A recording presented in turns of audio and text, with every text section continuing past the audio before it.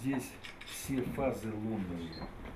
Народный умелец из Новокубанска свое вдохновение черпал из религии мусульман. За основу он взял символ ислама – полумесяц.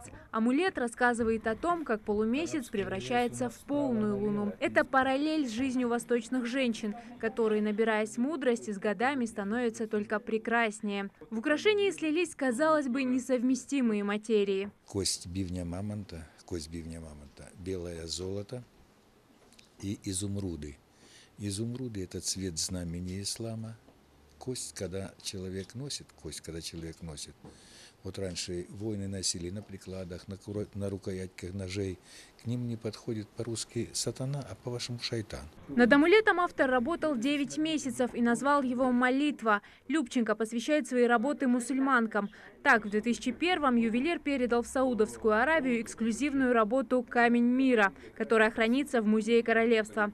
Женщины тронуты тем, что человек, исповедующий другую религию, выражает свое восхищение скромности мусульманок. И когда уже автор озвучивает и говорит, что он посвящен всем женщинам мира, исповедующим ислам, то, конечно, как-то вот я так что-то разволновалась, да, и как-то эмоции переполнили, да, и в какой-то один момент даже на глаза навернулись слезы, потому что, наверное, мы немного можем вспомнить таких вот каких-то эпизодов и случаев, чтобы вообще что-либо было посвящено женщинам, исповедующим ислам. Мы, наверное, в этом плане как бы не избалованы. Все женщины-ингушки, наверное, хотели бы иметь у себя такой дорогой комплект, но, к сожалению, такие предметы, шедевры, делаются в единственном экземпляре.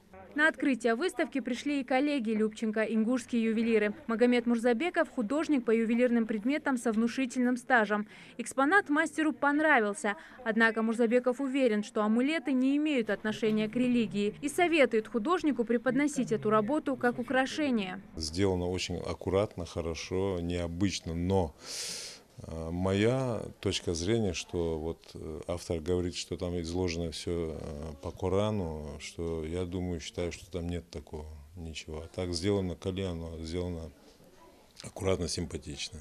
Амулет «Молитва» по задумке автора – символ объединения мусульманского и христианского мира.